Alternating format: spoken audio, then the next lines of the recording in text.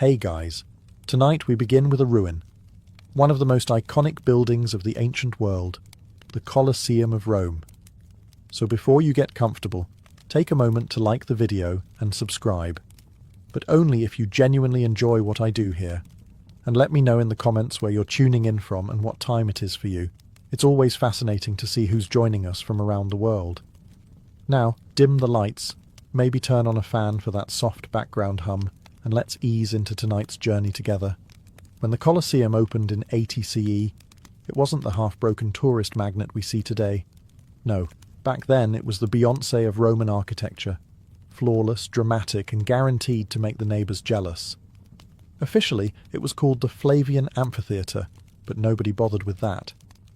Romans just pointed and said, the Colosseum, partly because of the giant statue of Nero nearby, and partly because Flavian Amphitheatre sounded like a bad law firm. The thing was enormous. 50,000 seats, 80 entrances, marble cladding so bright you probably needed sunglasses. It was the ultimate status symbol, an arena built to show that Rome had more concrete, more slaves, and more free time than anyone else on earth. Senators sat in the good seats, peasants squashed up top, but everyone got the same blood-splattered view. Titus, the emperor who cut the ribbon, didn't settle for a casual opening ceremony. He hosted 100 straight days of entertainment. Picture Netflix autoplay, but with more stabbing. Gladiators fought, wild animals were butchered, and in a particularly because we can moment, the Romans flooded the arena to stage naval battles. Who needs running water for the city when you can build an indoor murder lake? And they shipped animals in from everywhere. Lions from Africa, bears from the mountains, elephants, even ostriches. The Colosseum was basically Noah's Ark, if Noah had been a psychopath with a taste for dramatic irony. None of these creatures lasted long, of course, but their deaths made great halftime shows. The audience ate it up. The poor got free bread and free gore, the rich got to feel smug, and the emperors got applause that wasn't accompanied by daggers in the dark. It was political propaganda at its loudest. Sure, your taxes are high, but look, free lions. And the building itself? A marvel. Concrete arches stacked so perfectly that engineers still study them. Iron clamps binding the blocks tight. Elevators run by sweaty slaves popping animals into the arena like medieval vending machines. The whole structure screamed permanence. In its prime, the Colosseum was perfect. Round, marble-covered, and uncracked. No goats, no rubble, no tourists holding selfie sticks. If you told a Roman it would one day lose half its body, they'd laugh and order another round of executions. Because in Rome, forever meant until the earthquakes show up. If the Colosseum was Rome's crown jewel, it was also its most efficient slaughterhouse. For centuries after its grand debut, the arena doubled as both mass entertainment and mass grave. No one left without seeing blood, unless you were blind, in which case you just got free bread. Gladiators were the main attraction. They weren't all slaves. Some were volunteers chasing glory, which really says something about Roman career options. Win enough fights, and you could earn freedom. Lose, and you were fertilizer for the sandy floor. It was a gamble with worse odds than playing dice drunk in a tavern, but it wasn't just men hacking at each other. The Romans loved variety. Exotic animals were shipped in from across the empire, often surviving weeks of miserable transport only to be stabbed on arrival. Lions from Africa, bears from the Alps, crocodiles from the Nile, all dragged in for the crowd's delight. Ostriches too, because nothing screams entertainment like watching a bird sprint around before someone spears it. The Colosseum was less zoo and more butcher's showcase. The Romans even staged full reenactments of battles. Prisoners of war were dressed up like barbarians, which, to be fair, they already were, shoved into the arena and slaughtered to recreate Rome's glorious victories. Imagine being forced to act in a play where the script ends with your decapitation. That was the Colosseum's idea of theatre. By conservative estimates, hundreds of thousands died inside those walls. Humans, animals, doesn't matter. The Colosseum drank blood like wine. The place became so soaked with death that later generations swore it was haunted. Frankly, it would be shocking if it wasn't. The irony. The building itself shrugged it off. Earthquakes would eventually crack it. Looters would eventually strip it, but centuries of constant murder didn't leave a dent. Stone arches stood proudly while the arena floor turned into a compost heap of bones, sweat, and broken dreams. The structure endured. The humans did not. So yes, the Colosseum became a stadium of bones, not metaphorically, but literally. Every show ended with a clean-up crew hauling out corpses while the crowd cheered for more. Rome called it entertainment. We might call it psychopathy. The Colosseum, meanwhile, just called it Tuesday. The Colosseum's glory days didn't end with a bang, but with a shrug. By the 5th century, the Roman Empire had more pressing problems than funding lion snacks. Barbarians were invading, emperors were being assassinated with the regularity of a Monday morning, and the treasury was emptier than a peasant's breadbasket. Gladiatorial combat, the whole reason this giant stone circle existed, fizzled out. By 404 CE, the last recorded gladiator fight took place, and the crowd had to find other ways to amuse itself, like rioting or complaining about taxes.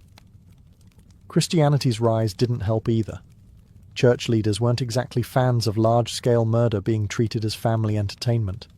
It's hard to preach mercy on Sunday and then watch a guy get eviscerated on Monday. So the Colosseum slowly fell out of use. Sure, a few animal hunts and public spectacles limped along for a while, but the heyday of let's watch 50 lions eat 50 prisoners was gone. Rome itself was crumbling, literally and politically. When Visigoths sacked the city in 410, they didn't even bother finishing off the Colosseum. Why waste energy? The place wasn't pulling in crowds anymore.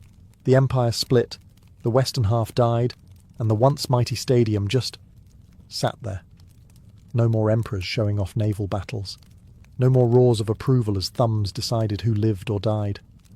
Just a giant arena growing quieter each year, as if the building itself was embarrassed to still be standing while Rome's power was circling the drain. By the time the Middle Ages rolled around, Romans had developed the medieval equivalent of selective amnesia. The Colosseum wasn't the jewel of the empire anymore. It was just that really big crumbling thing in the middle of town. Locals wandered past it daily, probably muttering, "Somebody should do something about that," and then didn't. The saddest part? The Colosseum hadn't even started losing its stones yet. That was still to come. Right now, it was just suffering from neglect. Like a once-famous actor now doing beer commercials. The games were gone, the emperors were gone, and the stadium that once screamed Rome's power was now an oversized paperweight. Rome had stopped caring. And when Rome stopped caring, history started sharpening its chisels. The Colosseum may have shrugged off centuries of stabbing, mauling, and general blood-soaked chaos, but nothing in Rome was built to survive Mother Nature's passive-aggressive fits. By the 9th century, the building was already neglected, the games long gone, and Rome itself was a shadow of its imperial past. Then the earthquakes arrived, and they didn't come to spectate. They came to finish the fight. In 847 CE, a major quake hit the city. The southern side of the Colosseum, that great arc of stone and marble, took the worst of it. Massive chunks tumbled down in a cascade of rock, iron, and centuries of bad memories. What emperors, barbarians, and popes hadn't managed to destroy, the earth itself happily kicked over like a spoiled child knocking down a sandcastle.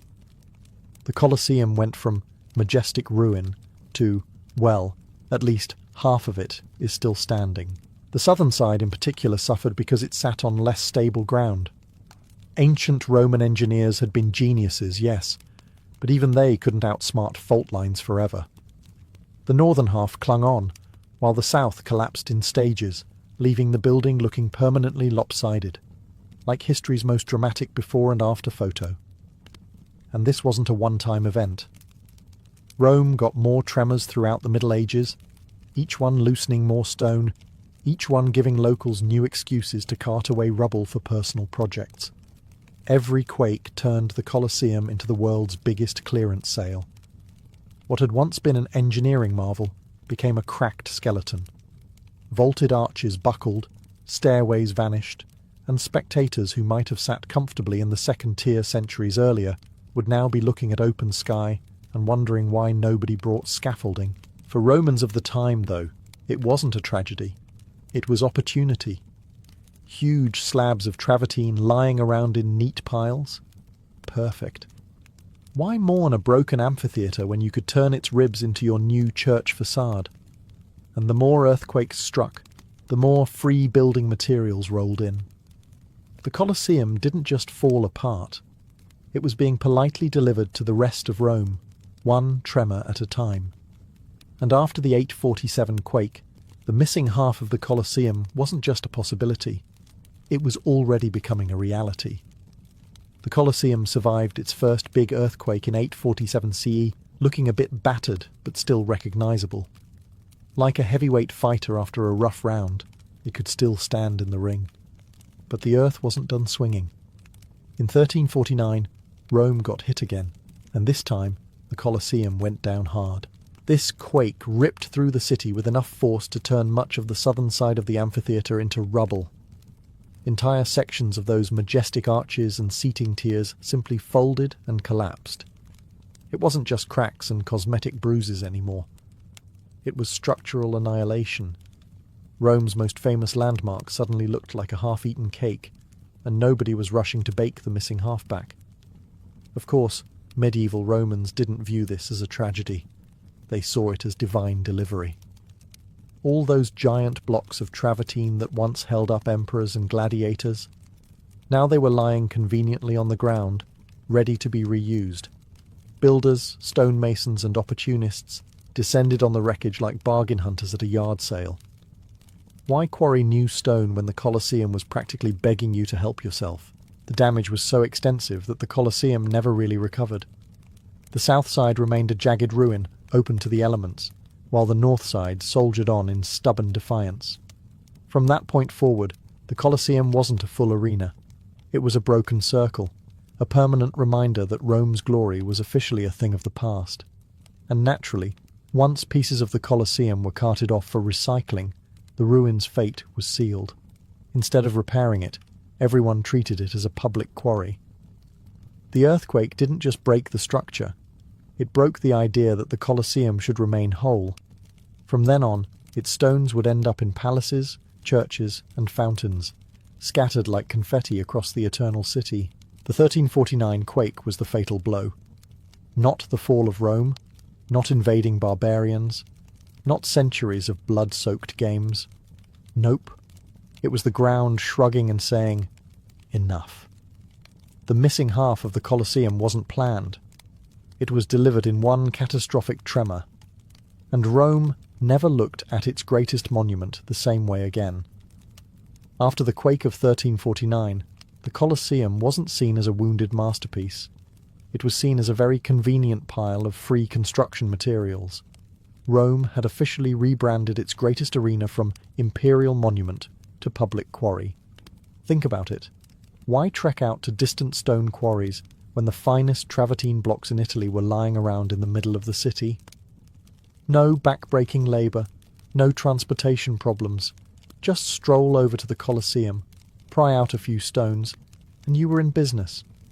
It was medieval recycling, but with less environmental guilt and more vandalism. Noble families got in on the action first.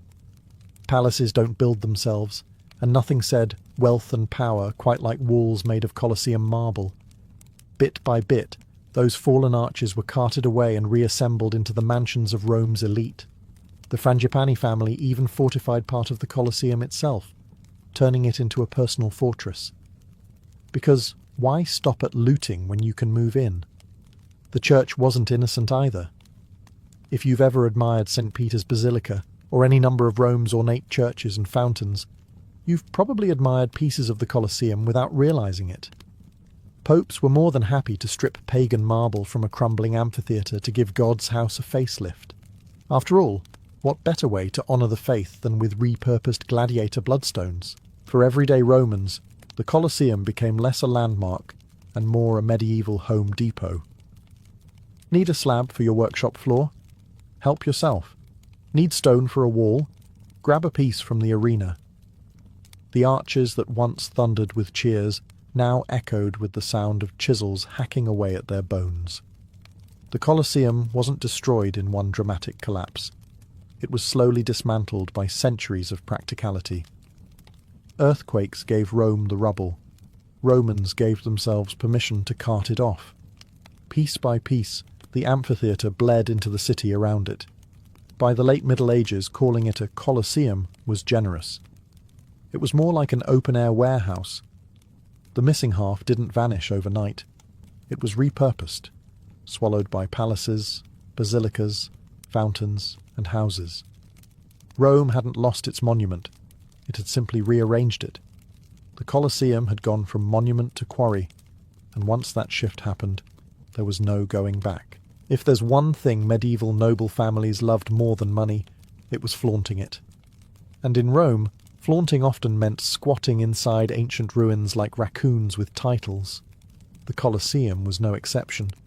By the 12th century, the city's elite weren't just carting off its stones, they were moving in. The Frangipani family got there first. These were your classic medieval power players, wealthy, ambitious, and not above declaring, "This half-broken arena is mine now." They fortified the Colosseum, turning it into a personal castle. Forget gladiators and roaring crowds. Picture silk-robed nobles sipping wine in the same arches where lions once disemboweled criminals. It was a bizarre mashup of luxury living and squatter chic. The Annibaldi clan eventually muscled in too, because in medieval Rome, nothing said respectable family home like commandeering a gigantic haunted ruin. They reinforced towers, walled off sections, and treated the Colosseum like a real estate jackpot. It wasn't a stadium anymore. It was prime medieval loft space with excellent views of the city and slightly fewer ghostly screams than average. Of course, nobles didn't exactly repair the place. They weren't interested in restoration. They were interested in using the Colosseum's sheer bulk to project power. Massive stone arches became defensive walls, and once gaping entrances were turned into gates to keep enemies out. Imagine medieval guests arriving for a banquet, having to step around rubble piles and decorative bloodstains from 2 centuries earlier. For ordinary Romans, this was peak absurdity. The most famous amphitheatre in the empire, once Rome's pride, had been downgraded to family fortress with bonus goat pens. It was like turning the Eiffel Tower into a condo complex or renting out the Great Pyramid on Airbnb. And yet, the nobles thrived in their crumbling palace. The Colosseum's enormous presence made them look untouchable, even if the building itself was falling apart. Its stones had once symbolized Rome's unstoppable empire. Now they symbolized the egos of families who couldn't stop fighting over which half of a ruin belonged to them. So while earthquakes weakened the Colosseum, it was noble ambition that turned it into a parody of itself. Rome's greatest arena wasn't a monument anymore. It was luxury real estate with a side of rubble, medieval chic at its most ridiculous. If the noble families were shameless about squatting in the Colosseum, the popes were even less subtle about dismantling it. By the Middle Ages, the papacy had figured out that God's house looked much holier when it was decorated with stolen pagan marble. And what better source than the largest pile of pre-cut, high-quality stone in all of Rome? So the Colosseum became the Vatican's unofficial quarry. Need a wall for a basilica? Grab some travertine from the amphitheatre. Fancy a marble column for your palace? Don't waste time carving one, just rip it straight out of the Colosseum. After all, it wasn't like the lions and gladiators were going to complain. One pope after another chipped away at the ruin. Pope Gregory the Great is said to have encouraged the reuse of materials from old pagan buildings, and the Colosseum fit the bill perfectly.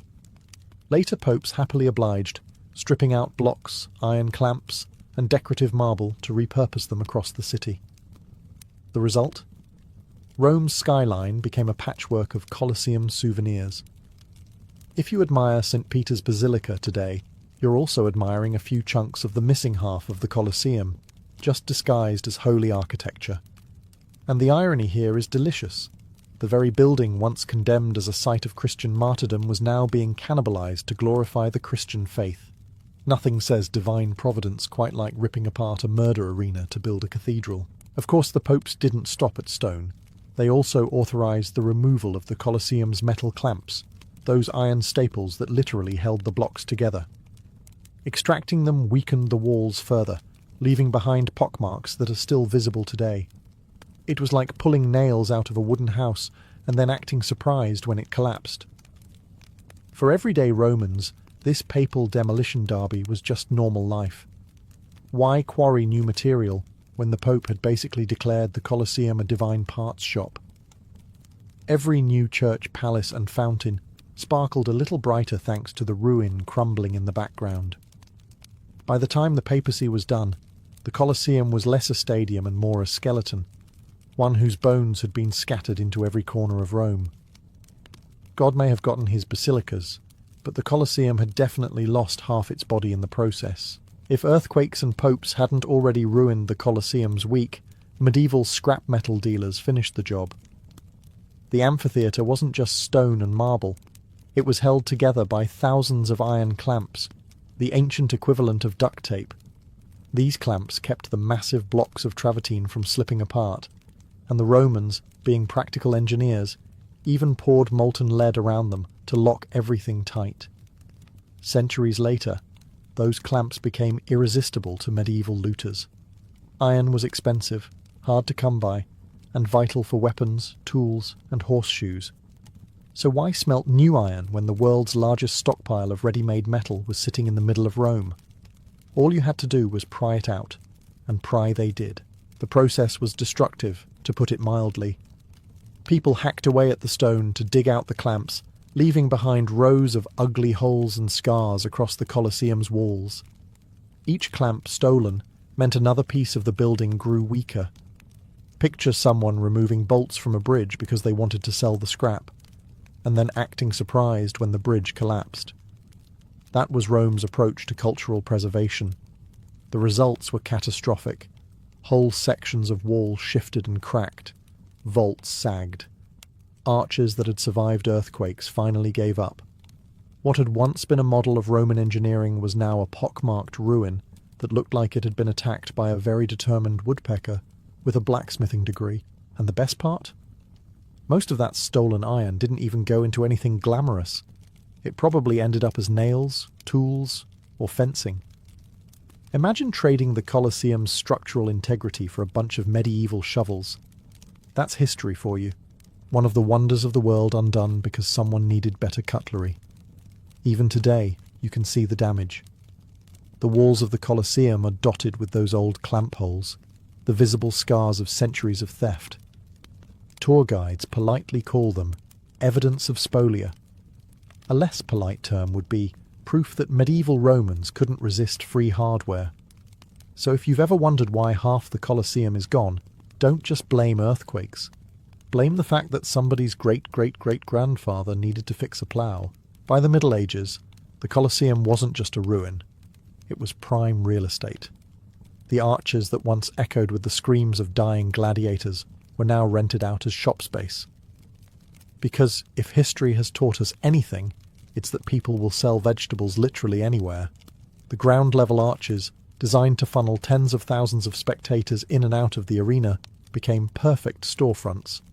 Bakers set up ovens, smiths hammered away at iron, and butchers displayed cuts of meat in the same spots where lions once tore into prisoners. Nothing says fresh product like buying your sausage under a centuries-old bloodstain. And it wasn't just shops. People lived there too. The Colosseum turned into a makeshift apartment complex, with families carving out homes in its hollowed arches. Imagine waking up in the morning, stepping outside your door, and remembering you live inside history's biggest murder arena. For medieval Romans, that was just Tuesday. Of course, these weren't luxury condos. Rain dripped through cracks. Rubble was always a hazard, and occasionally parts of the wall collapsed without warning. But hey, location, location, location. Where else could you live in the heart of Rome for free, surrounded by crumbling marble and the occasional goat? The Colosseum's arches also hosted workshops. Blacksmiths, tanners and carpenters all moved in, hammering and sawing away in the shadow of fallen emperors. You can almost hear the marketing pitch. Come for the history, stay for the low rent. The place had officially gone from world wonder to strip mall with haunting ambience. For passing travellers, the sight was surreal. Instead of seeing a majestic amphitheatre, they saw a half-collapsed ruin buzzing with market chatter, smoke rising from chimneys wedged into ancient walls, and children chasing chickens across the arena floor. It was less ruin of the empire and more haunted shopping mall. And the best part? Nobody thought this was weird. Medieval Romans weren't sentimental about ruins. To them, the Colosseum wasn't a sacred monument. It was a very large, very convenient space that just happened to be available.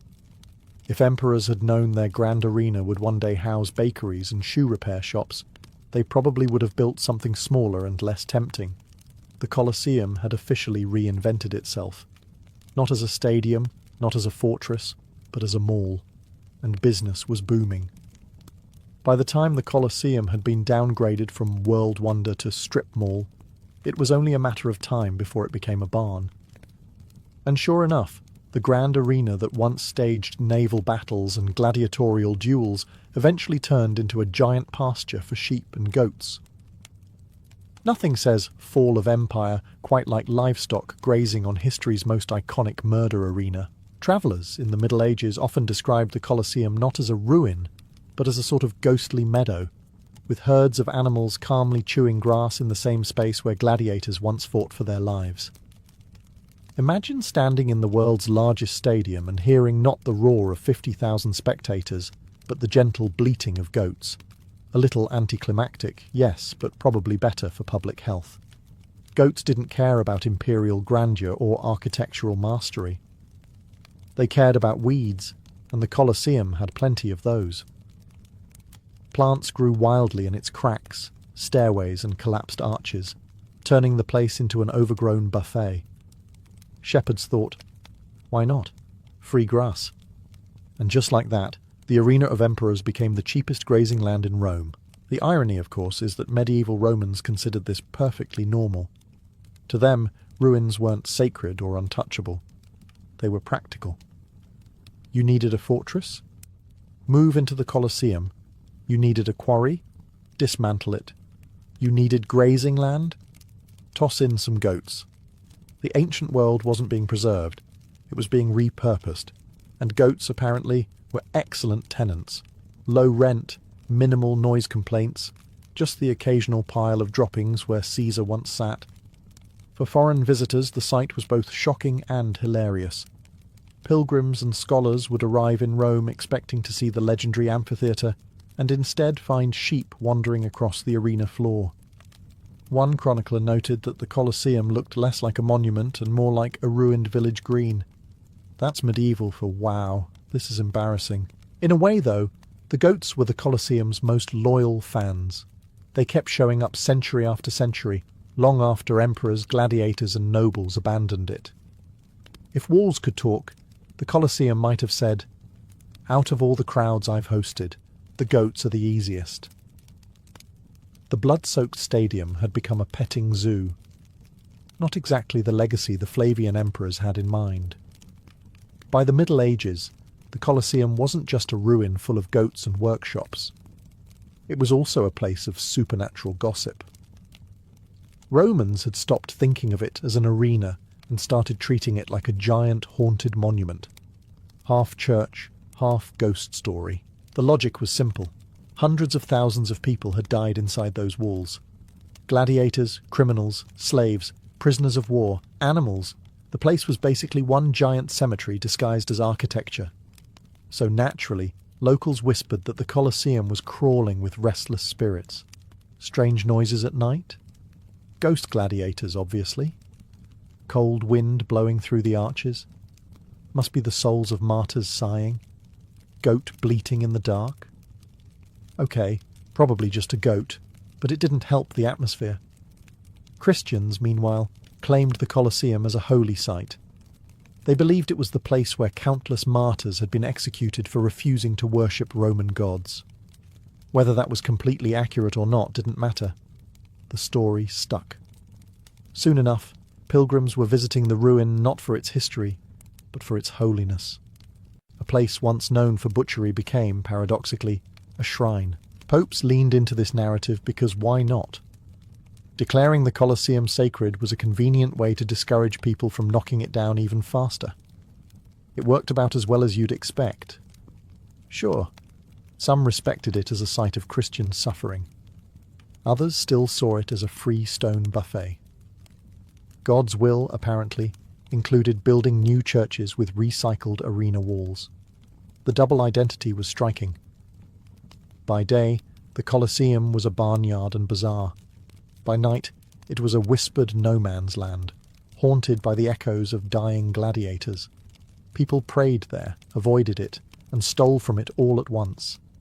Only in Rome could a place be considered holy, cursed, and conveniently useful for firewood all at the same time. So, while earthquakes and looters physically tore the Colosseum apart, superstition chipped away at its reputation. It wasn't just a ruin anymore. It was a ruin with baggage. Sacred to some, terrifying to others, and hilariously practical to anyone who needed a roof beam, the Colosseum had officially gone from stadium to shrine to spook house. And it wasn't even finished reinventing itself yet.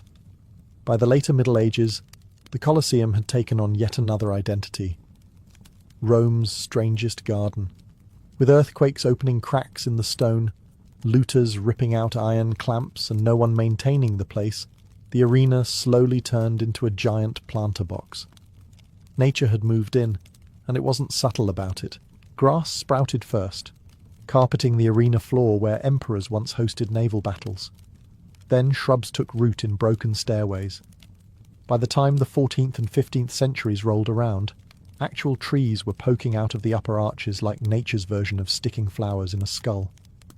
To locals, this wasn't alarming. It was just Tuesday. But to later scholars, the Colosseum's greenery was astonishing. By the Renaissance, botanists catalogued hundreds of plant species growing out of the ruin, many of them exotic. Seeds had travelled in centuries earlier, hidden in the fur of lions, the bellies of exotic birds, or stuck to the sandals of gladiators. The result? The Colosseum was basically running its own international greenhouse without asking permission. Imagine being a medieval visitor expecting to see the proud ruin of Rome's greatest amphitheatre, only to be greeted by a jungle sprouting out of its arches. It was less glorious ruin of empire, and more welcome to the world's least maintained botanical garden.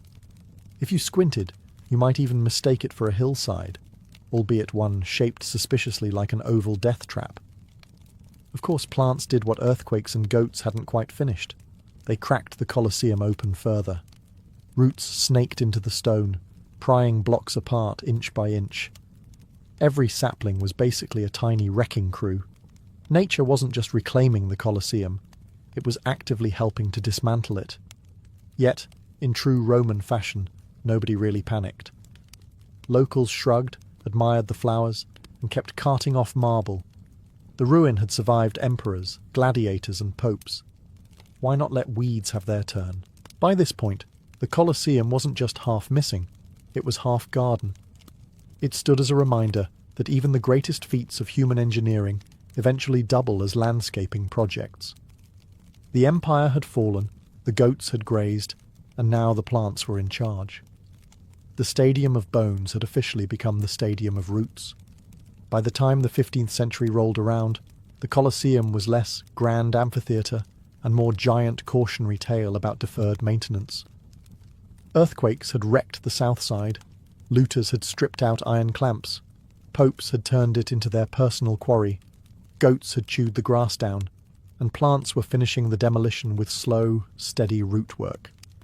The Colosseum wasn't just damaged, it was too far gone to fix. Nobody even considered restoration.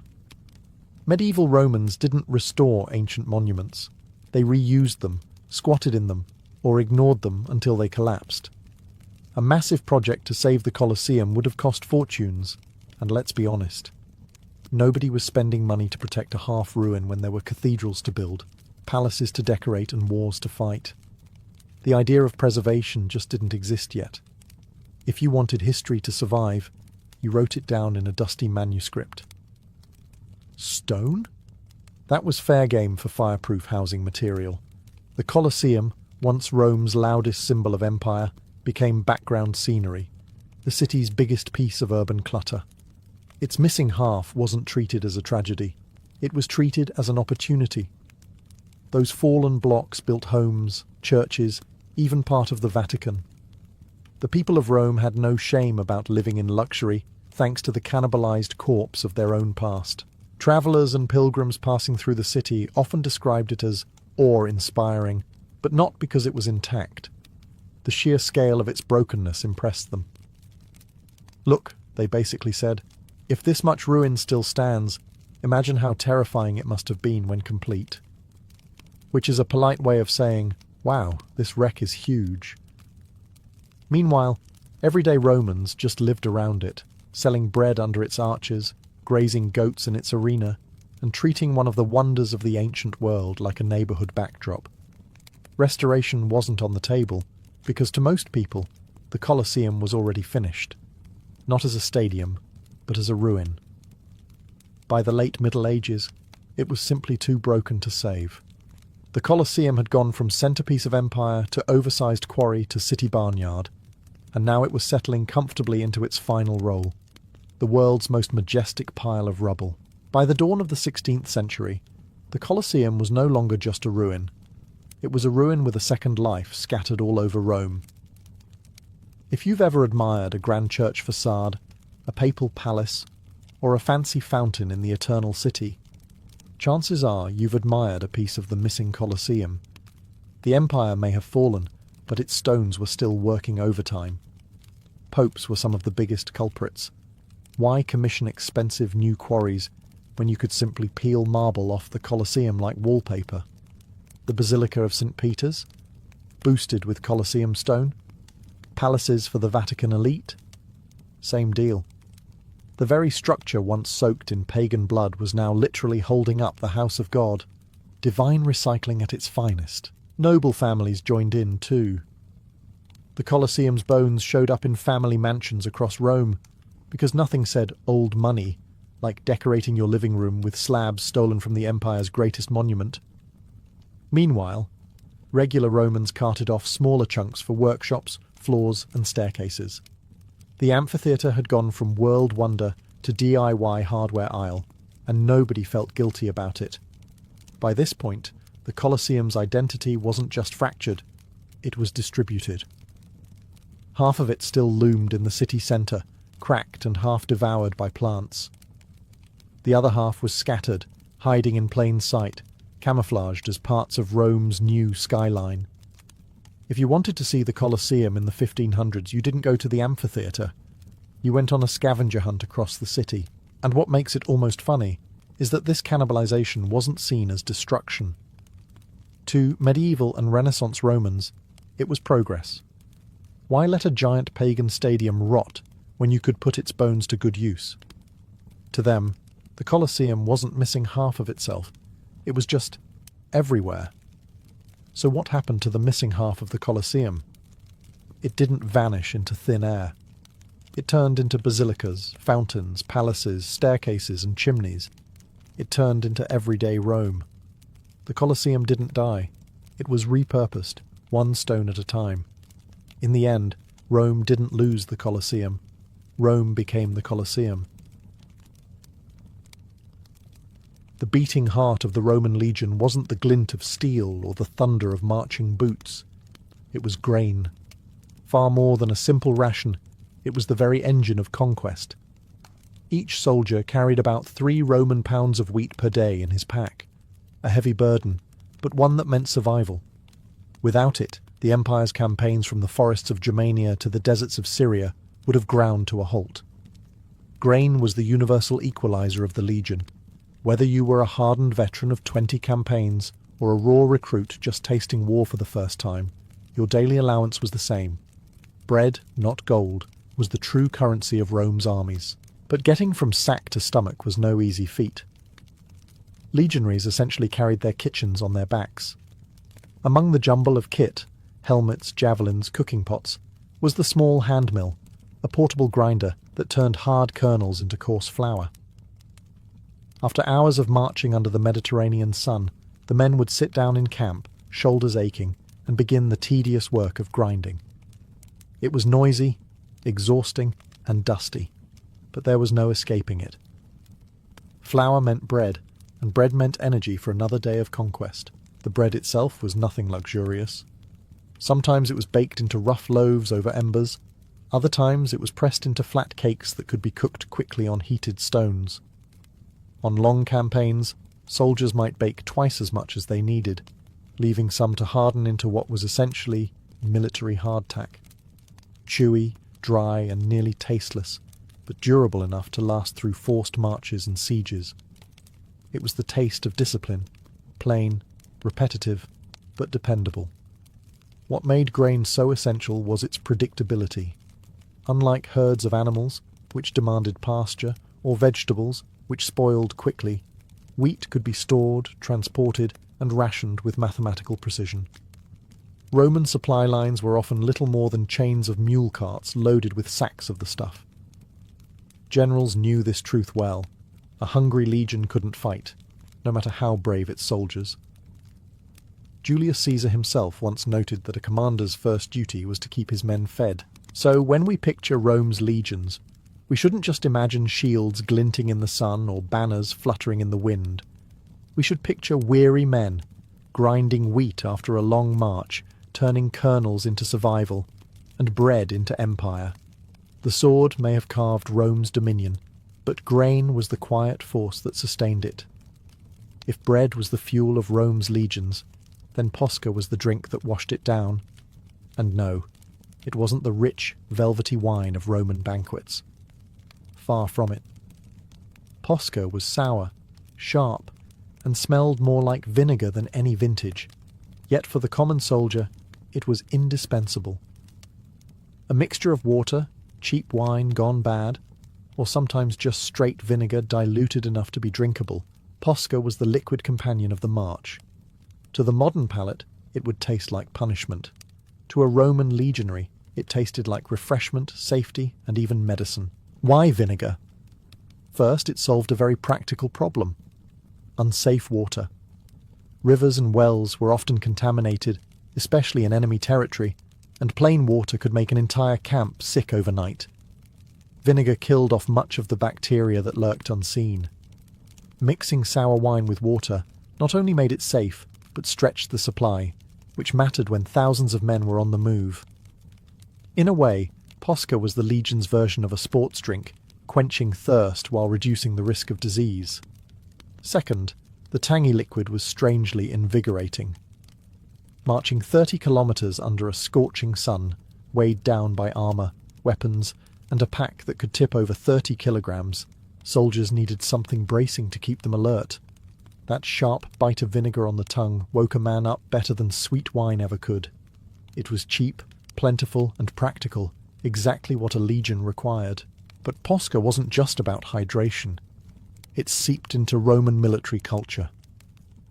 Writers of the time recorded that generals and emperors sometimes drank it deliberately, to show solidarity with their men. Imagine that. A commander, surrounded by luxury, choosing the soldiers' sour brew instead of Falernian wine. It was a symbolic gesture, one that made a leader appear disciplined and close to his troops. To sip Posca was to embody Roman virtues of austerity and toughness. Of course, soldiers joked about it. Posca was hardly glamorous. No poet sang its praises, and no lover poured it at a feast. It was, at best, an acquired taste, but it was also unforgettable. The tang lingered in the mouth, just as memories of campaigns lingered in the mind. For the legionary, it became part of the rhythm of daily life. Bread in one hand, sour wine in the other, and another mile of marching ahead. If wheat was the foundation, and Posca the refreshment, then salted pork was the legionary's anchor. Protein wrapped in salt and necessity. Meat on campaign was a luxury for most of the ancient world, but Roman soldiers were among the rare few who could expect it regularly. Not fresh, juicy cuts, of course. What they got was pork preserved in salt, tough and briny, designed not for pleasure but for survival. Salt was the real magic here. Without refrigeration, pork would rot within days, especially under the blazing Mediterranean sun. But rubbed, packed, and cured with salt, it could last for weeks, even months. Legionaries carried slabs of it in their packs, sometimes boiled in camp to soften the texture, other times roasted on skewers over small fires when time allowed. The taste was harsh, salty, greasy, and repetitive, but it kept them strong. Protein rebuilt the muscles worn down by endless marching and brutal combat. In the words of one historian, it was the soldier's shield against exhaustion. More than nutrition, salted pork symbolized Roman efficiency. Supply officers, or questors, ensured wagons rolled behind armies with barrels of preserved meat, supplementing what soldiers carried themselves. Where other armies relied on foraging or stealing from locals, the Romans built supply chains as reliable as their formations. Pork wasn't just food, it was proof of Rome's logistical genius. A hungry army might plunder once, but a well-fed legion could conquer for decades. Still, salted pork wasn't universally loved. Imagine chewing on the same greasy, salty slab day after day. Soldiers sometimes joked it was harder to swallow than facing a barbarian charge. When they could, they tried to improve it, mixing it with lentils, soaking it in vinegar, or seasoning it with herbs scavenged near camp. On lucky days, they even traded portions with civilians for fresher cuts. But when nothing else was available, the pork endured, as stubborn as the legionaries themselves. Interestingly, salted pork carried cultural weight too. The Roman army's reliance on it reinforced an image of soldiers as hardy, practical men. No feasting, no indulgence, just salt, meat, and duty. It reflected the Roman mindset that glory didn't come from living well, but from enduring discomfort and still marching forward. So while the poets of Rome sang of feasts with roasted boar and fine wine, the real empire builders, sweaty men in sandals and armour, chewed salted pork by firelight, their faces lit by embers, dreaming not of banquets but simply of another day's survival. If salted pork was the legionary's heavy, briny burden, then hard cheese was his modest comfort, dense, portable, and surprisingly nutritious.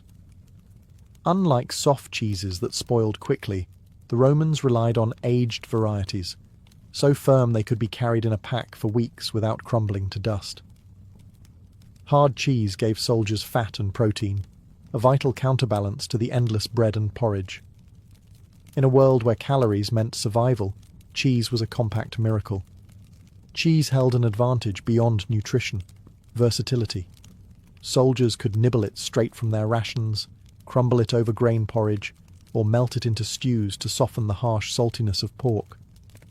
A simple pot of boiling grain transformed into something hearty when a soldier tossed in a hunk of cheese, releasing its oils and flavour. For men who marched 30 kilometres a day and slept on hard ground, these small improvements meant everything. Food wasn't just fuel, it was morale. But cheese wasn't only practical, it was symbolic of Rome's agricultural backbone. Herding was common throughout Italy and the provinces, and supplying cheese to legions reminded soldiers of home. A piece of aged cheese might connect a legionary in distant Syria to memories of his father's farm in Latium. That simple link could turn the drudgery of military life into something bearable, if only for a moment. The army also prized cheese for its durability in diverse climates. Grain could mould in damp weather, pork could go rancid if improperly cured, but cheese, if aged correctly, endured the extremes of rain, snow, and desert heat. This reliability made it a quiet cornerstone of military logistics. Roman supply officers stocked wagon loads of it, knowing it would last longer than fresh food. Of course, cheese wasn't always a delight. Legionaries sometimes mocked it as stone food, because the hardest varieties could nearly break a tooth. The quality depended on where the army marched, sometimes cow's milk, sometimes goats or sheep's, and sometimes whatever the locals could be convinced or forced to provide. Still, even the toughest chunk of goat cheese was welcome after weeks of monotonous bread and vinegar. In the end, cheese may not have the heroic image of swords or shields, but it served as quiet armour against hunger. It was the food that survived the campaign alongside the men, enduring hardship with them.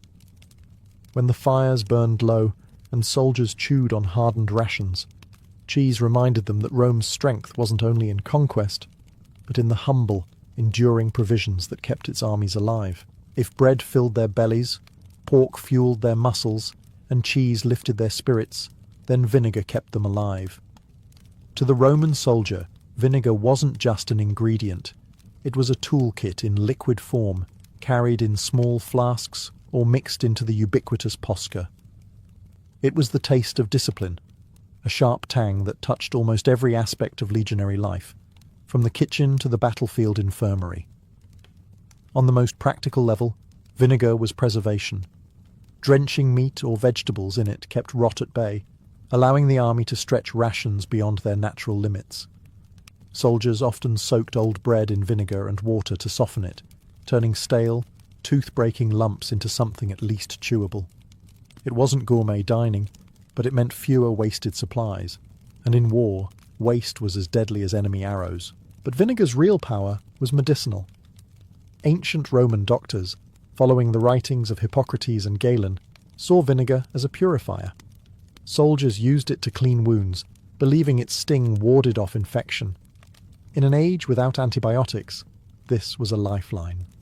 A cut on the march could fester into death. A splash of vinegar was the soldier's best defence. They even gargled it for sore throats, dabbed it on insect bites, and sipped it, diluted, to ease stomach troubles. To the weary legionary, vinegar was both first aid and pharmacy. There was also the psychological factor. Vinegar sharpened the senses, a jolt to a man dulled by fatigue. Imagine trudging through miles of dust and heat, then pausing to swig sour posca. The shock on the tongue was bracing, almost like a wake-up slap. Roman generals praised this austerity, contrasting it with the indulgence of their enemies. A soldier who could endure vinegar, they believed, could endure anything. Still, vinegar was not universally adored. Legionaries joked about its punishing flavour, comparing it to drinking discipline. Yet they drank it anyway because it worked. Unlike wine, it didn't intoxicate. Unlike plain water, it didn't kill you. It was bitter, yes, but bitterness was part of the Roman way. In the end, vinegar embodied Rome's military philosophy. Simple, practical, and effective. Not designed for comfort, but for endurance. As soldiers doused bread, cleaned wounds, or gulped sour mixtures by firelight, they proved that Rome's empire was not built on luxury. It was built on resilience, sharpened by the taste of vinegar. The Roman legionary was more than a fighter. He was a moving kitchen. Each man carried his own little pantry and cookware, strapped to a furca, a wooden pole slung over the shoulder like a yoke.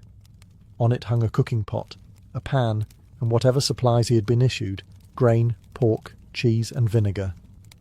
To the modern eye, this may look more like the gear of a poor traveller than that of a soldier. Yet this portable kitchen was the secret to Rome's mobility. Unlike many armies of the ancient world, the Romans didn't rely entirely on baggage trains or civilian camp followers to cook for them. Each soldier was expected to prepare his own meals, either alone or with the men of his contubernium, the squad of 8 men who shared a tent. At the end of a long march, once the camp walls and ditches were dug, the air filled with the clatter of pots and the smoke of hundreds of fires. Bread was baked on hot stones, pork boiled to soften its salt, and cheese melted into stews. In a matter of hours, an army of thousands became a sprawling outdoor kitchen. This system was genius for several reasons. First, it gave the legion autonomy. If the baggage train was delayed or ambushed, soldiers could still feed themselves. Second, it built camaraderie. 8 men, crammed into a tent, cooking, eating, and joking together each night, became brothers as much as comrades. The kitchen was not only a source of food, but of loyalty. Of course, it wasn't always pleasant. After 20 miles of marching, grinding flour, and boiling pork wasn't anyone's idea of relaxation. Smoke stung eyes, bread burned, and more than one legionary probably cursed as his hard-earned meal toppled into the dirt. But discipline demanded routine, and routine bred survival. To skip the grindstone or the fire was to risk weakness in the next day's battle. In a sense, the Roman soldier's kitchen was a reflection of Rome itself. Practical, rugged, and relentlessly efficient. No banquets, no luxury, just fire, grain, and the stubborn will to keep marching. As soldiers stirred their pots under the stars, surrounded by the hum of thousands doing the same, they carried not only their kitchens but the very rhythm of Rome's empire on their backs. A Roman soldier's life was measured in miles. Some days it was 20 kilometres, others 30, sometimes more if urgency demanded it. And through it all, the soldier carried not just weapons and armour, but also his sustenance, his rations on the march. The legion wasn't followed by endless carts of delicacies. It was an army designed to feed itself, to move fast, and to endure. Mobility was Rome's greatest weapon, and food discipline made it possible. The standard ration pack included grain, pork, cheese and vinegar. But a soldier couldn't always cook while on the move. In those cases, the grain was parched, roasted over a quick flame to make it edible without grinding. It wasn't fine bread, but it kept hunger at bay. Hard cheese could be eaten straight, while strips of salted pork were gnawed on like jerky. Sometimes bread was baked in advance and hardened into biscuits, dense and dry, perfect for chewing during a march. This was food stripped of all ceremony, designed for endurance alone. The Roman army had a word for this discipline: frugality. They prided themselves on needing less than their enemies. While barbarian warriors might feast one day and starve the next, legionaries kept steady, each man carrying several days' worth of provisions in his pack. This made them unpredictable and dangerous. They could appear suddenly in enemy territory, unchained from fragile supply wagons, because their kitchens were on their shoulders. Marching rations also shaped the culture of the legion. Eating on the move became part of the soldier's rhythm: bite of bread, swig of posca, chew of pork. No luxury slowed them down. Even generals like Julius Caesar wrote about how his men could march faster and farther than rivals, precisely because they knew how to ration properly. Hunger did not cripple them, discipline prevented it. Still, there were limits. When supplies ran low, men foraged. They plucked wild herbs, gathered fruits, or seized what they could from villages along the way. Some campaigns collapsed not from enemy swords, but from empty stomachs. For all Rome's logistics, the march was always a gamble. Too slow, and the men might eat through their rations before the next resupply. Too fast, and exhaustion killed as surely as hunger. Yet more often than not, the Roman legion succeeded. The very image of a soldier trudging along the dusty road, pack sagging with food, was the embodiment of Rome's secret weapon. Rations on the march weren't just survival, they were strategy. For days on end, the legionaries' meals were predictable: grain, pork, cheese, and the sour bite of vinegar. But when victory came, food transformed from bare survival into celebration. The Roman feast after battle wasn't just about eating, it was about morale, reward, and reminding every soldier why enduring the monotony of rations was worth it. Feasting usually began when the fighting ended and spoils were secured.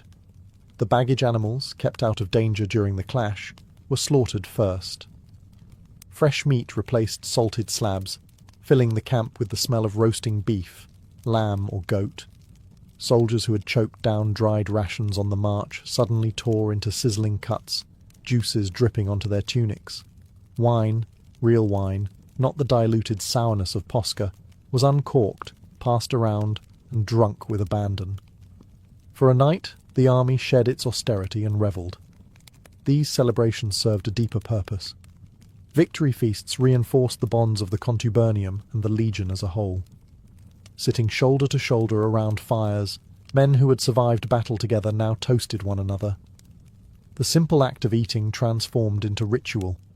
Meat roasted over shared flames, bread broken and passed, laughter rising above the embers.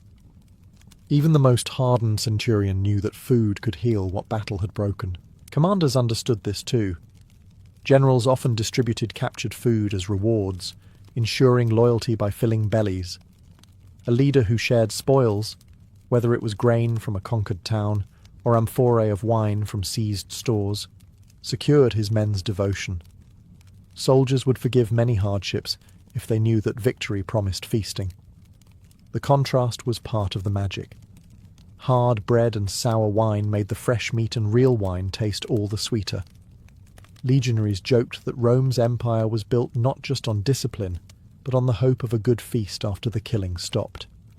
These moments of indulgence were rare, but they lingered in memory, carried forward into the next grueling march. Yet, even in celebration, moderation was expected.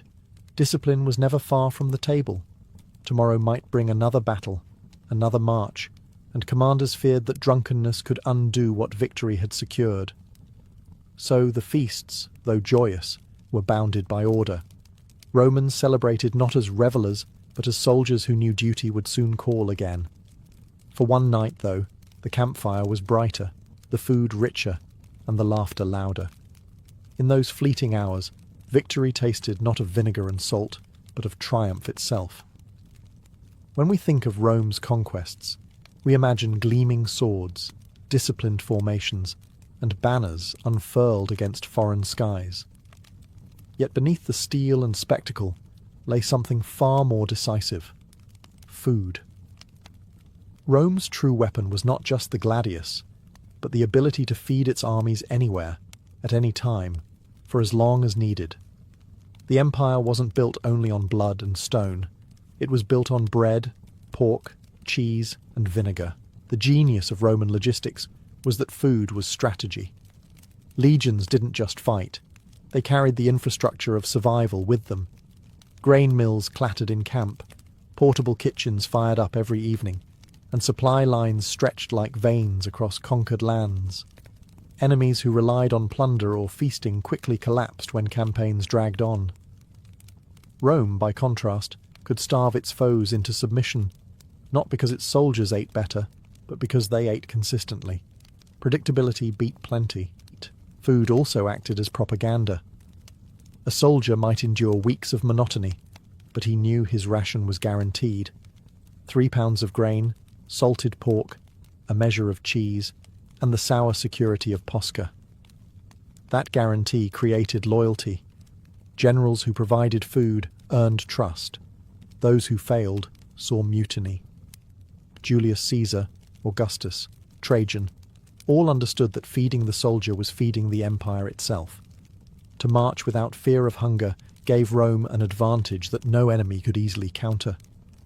Beyond the battlefield, rations tied the soldier to the Roman identity. Eating the same simple diet, day after day, forged a sense of unity. A soldier from Gaul, another from Italy, and another from Syria might not share a language, but they shared bread from the same sack, pork from the same barrel, cheese hardened in the same sun. Food erased difference, shaping an army that thought of itself not as mercenaries but as Romans. Even centuries later, when the empire strained under its own weight, food remained central. Shortages and disrupted supply lines often spelled disaster more than any barbarian spear. The collapse of Rome was as much about the breaking of its breadbasket as it was about the breaking of its borders. So when we picture the legions, we should remember this truth. Rome conquered because it could eat. Grain was the empire's lifeblood, salted pork its muscle, cheese its comfort, and vinegar its shield. Together, they marched farther than any weapon could. The Roman legion wasn't just a war machine, it was a mobile kitchen, and its provisions were as mighty as its swords. To step inside a Saxon mead hall was to step into the very heartbeat of the community. From the outside, these buildings seemed unremarkable. Long wooden halls built from timber, their roofs steeply thatched to shed rain, their walls sealed against wind. But inside, they transformed into something greater than wood and straw. At the centre of it all burned the hearth, a great fire that never seemed to die. Its flames cast dancing light across smoke-darkened beams, filling the hall with warmth, shadows, and the faint tang of ash in the air. The hearth wasn't merely a fireplace, it was a symbol of life itself. In a world where winters were long and the nights seemed endless, fire meant survival. But in the mead hall, it meant more. The hearth's glow drew people together, gathering warriors, lords, poets and servants beneath one roof. It was here that communities found their strength, not on the battlefield or in the fields, but around the warmth of firelight. At night, the hearth transformed the hall into a theatre of fellowship. Warriors returning from campaigns sat shoulder to shoulder with their comrades, their mail glinting in the fire's glow. Their lord, seated at the high table, was illuminated not only by flame, but by the loyalty of those who pledged themselves to him. Around them, the room buzzed with life. Dogs dozed near the embers, servants carried platters of food, and the scent of roasting meat mingled with the heavy sweetness of honeyed mead. The hall's design itself centred on the hearth. It was no accident that the fire sat in the middle of the space. Every conversation, every feast, every song circled around it. The hearth bound the room together, just as it bound the people within. A Saxon warrior might see the flames as a reflection of his own life, fierce, fleeting, and sustained only by fuel. Without fire, the hall grew cold. Without loyalty, the community would falter. So when we speak of Saxon mead halls, we must first speak of their hearths. They were more than warmth against the chill. They were symbols of unity, loyalty, and endurance. In their glow, strangers became comrades, warriors became brothers, and a hall became a home. The feast was the heartbeat of the Saxon mead hall. More than a simple meal, it was a ritual that blended survival with ceremony, binding warriors and kin together through the act of eating. When the long tables were laid with roasted meats, steaming bowls of porridge, and loaves of coarse bread, the mead hall became something more than a shelter. It became the living symbol of unity. To feast in the hall was to be recognised. A warrior seated at the table had earned his place, whether through loyalty to his lord, valour in battle, or steadfast service to his kin. The distribution of food was never random. It was a subtle language of honour. A man who was given a generous cut of meat, or a place closer to the lord's high table, knew he was respected. In contrast, a lesser warrior, or a newcomer, might find himself at the far end of the benches, his portion smaller, his status uncertain. The feast was as much about reinforcing hierarchy as it was about filling stomachs. Yet the mood of these gatherings was not cold or formal. The mead hall's atmosphere pulsed with life. The clatter of wooden trenchers, the snapping of bones, the laughter of comrades echoing beneath the rafters, all of it gave the sense of belonging. Servants hurried between tables, pouring horn after horn of mead, ensuring the drink of honey flowed as freely as the conversation. With every shared dish and every refilled cup, trust deepened. The feast also served as a stage for loyalty. Lords were expected to be generous, rewarding their warriors with not only food but gifts of gold rings, weapons, or finely woven cloaks. In return, warriors pledged their continued service. This exchange of generosity and loyalty created a cycle that kept Saxon society stable. A feast wasn't just about food, it was about politics, economy, and survival. And in the warmth of the hall, with bellies full and spirits lifted, the harsh realities of life, raids, famine, endless toil, seemed a little farther away. For one night, the hall was a world apart, a place of abundance in a land often defined by scarcity. In Saxon culture, to eat together was to live together. Each feast strengthened the invisible bonds between men and their lord, between families and their community. To be denied the feast was exile. To be welcomed at the table was life itself. If bread and meat filled the body, mead filled the spirit. To the Saxons, mead wasn't just a drink, it was liquid culture, the golden thread woven through every feast and gathering. Brewed from honey, water, and sometimes herbs or spices, mead carried with it the sweetness of summer fields and the labour of bees. In the mead hall, it became something greater, the drink of warriors, poets, and kings. The act of drinking was never solitary. Horns and cups were passed down the benches, each filled and refilled by servants who moved tirelessly through the smoky air. To raise a horn of mead was to share not only a beverage, but a bond. It was the taste of loyalty, fellowship, and the fragile peace of men who lived with war always at their doorstep. Mead encouraged laughter, loosened tongues, and gave courage to those who needed it. Under its influence, warriors told stories, poets recited sagas, and lords made promises that could shape the fate of their people. But mead was more than a social lubricant. It carried symbolic weight. The honey it was made from was considered a gift of the gods, sacred and life-giving. Drinking mead was, in a sense, partaking in that divine blessing. It was thought to bring wisdom, fertility, and strength. No wonder poets compared it to liquid gold, and warriors believed it fueled not only their bodies but their courage on the battlefield. The communal aspect of drinking also reinforced hierarchy. The lord often received the first and finest horn, served ceremoniously by the cupbearer, often a woman of noble standing. This act was more than hospitality. It was theatre. Every eye watched as the lord raised his drink, his authority shimmering in the firelight. When he drank, he confirmed his place as the hall's protector and provider. When his warriors followed, they silently renewed their oaths of loyalty. Of course, there was a darker side. Too much mead could loosen tempers as easily as tongues. Feasts that began in harmony sometimes ended in brawls, with spilled drink and blood mixing on the floor. But even this chaos was part of the mead hall's life, a reminder that fellowship was fragile, maintained by both generosity and restraint. In the end, mead was more than refreshment.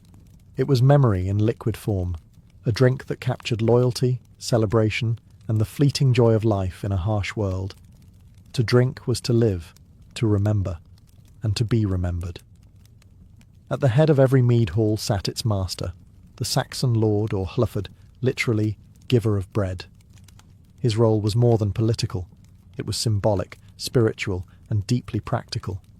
The mead hall existed because of him, yet he was defined by how he conducted himself within it. His authority rested not only on the strength of his sword, but on the generosity of his hand. When warriors gathered in the hall, all eyes turned toward the high seat. The lord was expected to preside over the feast, to welcome allies, and to dispense both food and gifts. Rings of gold, fine weapons, and cloaks woven with foreign dyes were not mere luxuries. They were the currency of loyalty. To give was to bind. Each gift was a silent contract. In return for generosity, the warrior owed service, courage, and unswerving loyalty in battle. This generosity was more than show. In a society where wealth came from land, cattle, and plunder, redistribution kept power stable. A greedy lord who hoarded treasures soon found himself without followers. A generous lord, by contrast, could transform even modest wealth into enduring loyalty. The mead hall was his stage, and every gesture, whether pouring the first horn of mead or offering a carved sword, was part of the drama of leadership. The lord was also the hall's protector. It was his duty to ensure that those who feasted beneath his roof were safe, that no enemy breached its doors, and that the hearth fire never went out. The hall's glow symbolized his strength. As long as it burned, his people knew they were secure. Stories recited by poets often praise lords not only for victories in war, but for the warmth and abundance they provided in the hall. Yet this role came with weight. A lord who failed to provide food, drink, or protection risked losing his warriors' loyalty. Betrayal in the hall could be as fatal as betrayal in battle. To preside poorly was to weaken the bonds that held the community together. In the end, the Saxon lord was as much a host as a warrior. His hall was not simply a dwelling, but a living symbol of his ability to give, protect, and lead. In the firelight, with warriors feasting at his table, his power was visible, not in isolation, but in the loyalty that surrounded him. If the lord was the anchor of the mead hall, then the poets were its voice. Known as scops or bards, These men carried more than songs. They carried memory itself. In a culture without books or written records, stories were the threads that bound the past to the present, ensuring that warriors' deeds did not vanish into silence. The mead hall, smoky and warm with firelight, became their stage. When a poet stood, horn in hand, the hall hushed. His words could transport warriors back to ancient battles, to the deeds of ancestors who fought giants, dragons, and rival kings. These weren't just tales, they were lessons. Through rhythm and rhyme, the scop taught loyalty, warned against betrayal, and praised the noble virtues of courage, generosity, and honour. A well-told saga was as important as any weapon, shaping how men saw themselves and their place in the world. Storytelling in the mead hall also elevated warriors to near immortality. A man might die in battle, but if the poet sang of his bravery, his name lived on, echoing through the rafters for generations.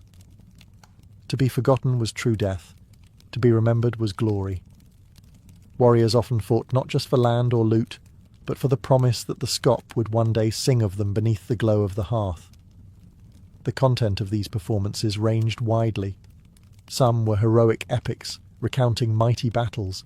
Others were elegiac, lamenting loss and the fleeting nature of life. Still others carried humour or satire, poking fun at rivals or even lords who failed their duties.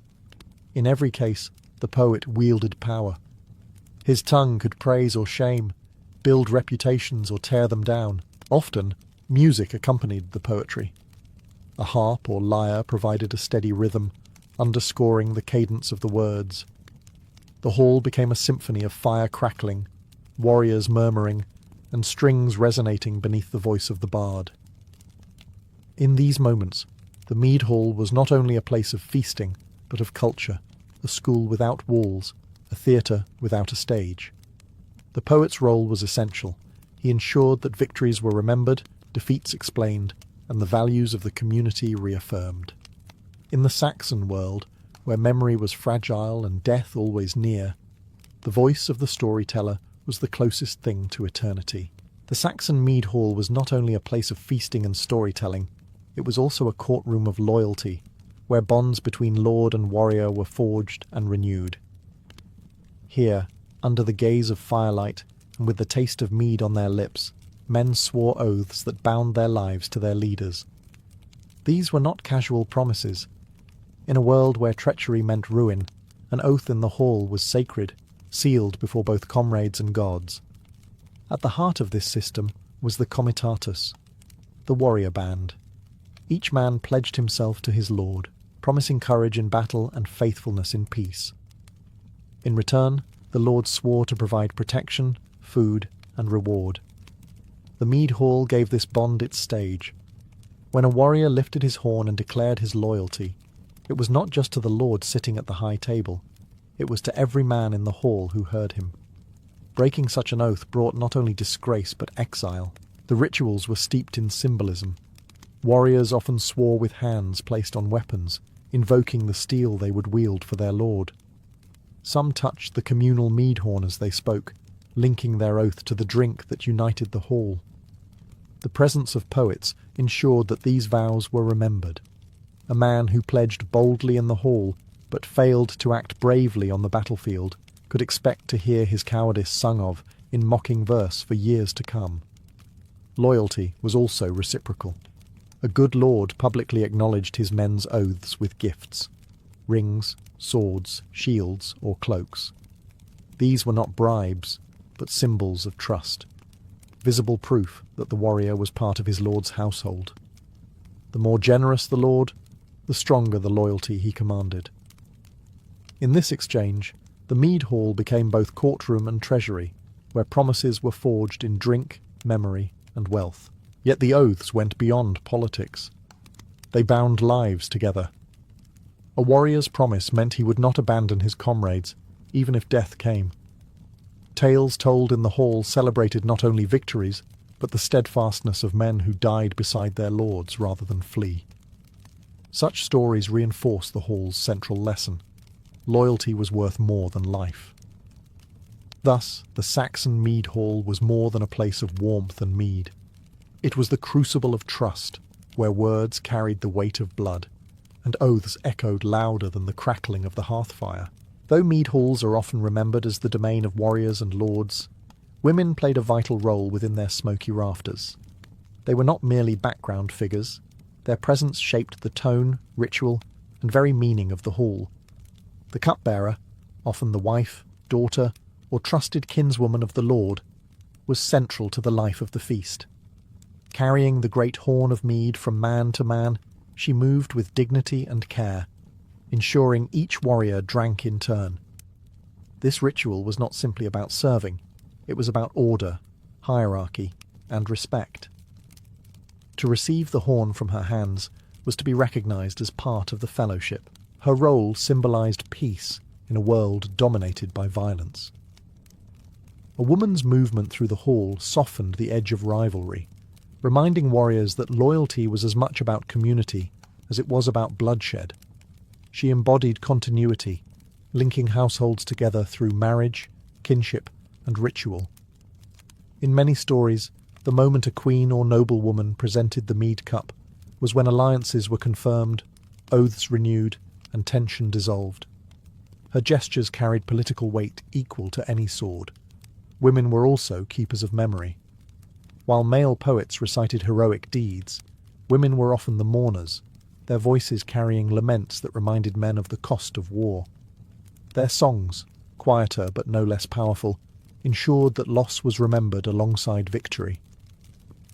This duality, celebration from poets, sorrow from women, balanced the emotional life of the hall. Some women held influence beyond ritual. A powerful lady might act as counsellor to her lord, whispering advice in private but reinforcing it in public through her ritual duties. Her presence in the hall reminded warriors that leadership was not solitary. It was sustained by household and kin. In this way, the mead hall became not just a fortress of warriors, but the heart of an extended family. And of course, women were symbols of continuity. While warriors might die in foreign fields, women carried forward lineages, ensuring the survival of families and tribes. Their presence at the feast was a reminder that loyalty was not only to a lord, but to future generations. Thus, though the mead hall's songs often glorified the clash of swords, it was the quiet, steady presence of women, cupbearers, mourners, and counsellors, that gave the hall its deeper humanity. Without them, the fellowship of warriors risked becoming only noise and blood. The Saxon mead hall was more than a roof over heads. It was architecture with meaning, built to embody belonging and power. From the outside, the hall might appear simple, a long wooden building, its thatched roof pitched steeply against the rain, smoke curling from gaps in the beams. But step inside, and its design revealed its true purpose: to gather, to unify, and to impress. The hall's shape was deliberate. Long and rectangular, with benches running down its length, it naturally directed all eyes toward the high seat at the far end. There, elevated above the rest, the Lord presided, the hearth fire's glow dancing across his face. This arrangement was no accident. It placed hierarchy into the very bones of the building. The physical space mirrored the social order. Lord at the head, warriors ranked along the sides, servants and newcomers toward the edges. Every plank and beam reinforced who belonged where. At the centre burned the hearth, the hall's true heart.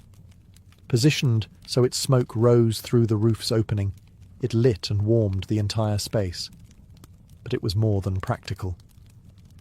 The hearth symbolized community itself, the fire around which people gathered, the light that pushed back darkness. No corner of the hall was untouched by its glow. To sit in its warmth was to be part of the whole. To be outside was to be forgotten.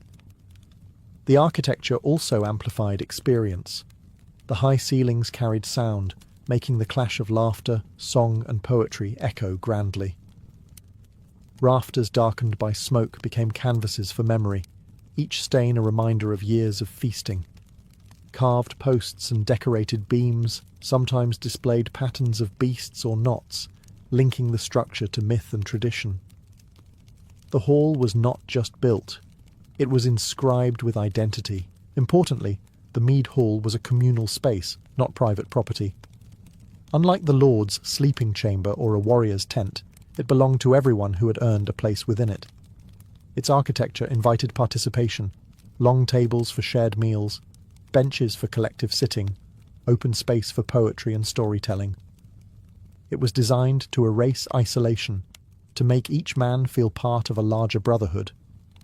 Thus, the mead hall was not only timber and thatch, it was a building that spoke. Its walls reminded warriors of loyalty, its hearth of unity, its high seat of authority. To cross its threshold was to step into belonging, to know one's place within a community bound by firelight and fellowship.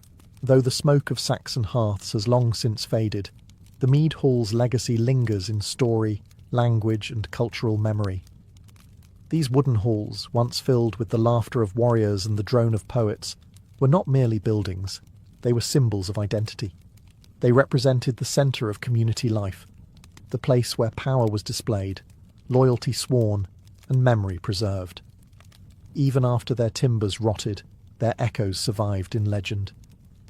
Epic poems like Beowulf immortalise the mead hall as the stage for both celebration and conflict. Hrothgar's Heorot, the Hall of the Heart, stands as an archetype, golden, bright and alive with song, until threatened by the monster Grendel. The hall, in these tales, is more than backdrop, it is character. Its fall or survival mirrors the fate of its people. The Saxons may not have written much themselves, but their descendants preserved the image of the mead hall as a cultural heart. The hall's influence also shaped medieval concepts of kingship and hospitality. Later, great halls of Norman and English castles carried forward the tradition. High tables, central hearths, communal feasting. Even today, when we picture medieval banquets, we unconsciously trace the Saxon model. The idea that a ruler proves his worth by feeding and rewarding followers is an inheritance from those smoky timber halls. The mead hall's legacy lies not only in architecture or ritual, but in values. It embodied the balance of generosity and loyalty, of storytelling and memory. Warriors sought glory, but it was the hall that guaranteed remembrance. Poets sang of deeds, women passed the horn, lords gave gifts, all within walls that bound the community into one. The Saxon mead hall taught that belonging is built not on stone but on shared ritual. Even modern notions of fellowship, whether in clubs, taverns, or even the idea of a common room, owe something to this heritage. The glow of fire, the sharing of drink, the telling of stories, these are ancient rhythms that continue to define how humans bond. The mead hall may have been unique to its time, but the longing it fulfilled, warmth, kinship, remembrance, is timeless.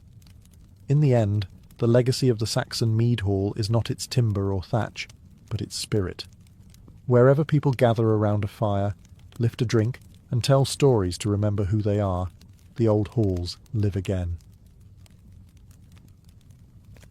For the Saxons, time was not measured in neat rows of ink on parchment, but in the steady heartbeat of the natural world.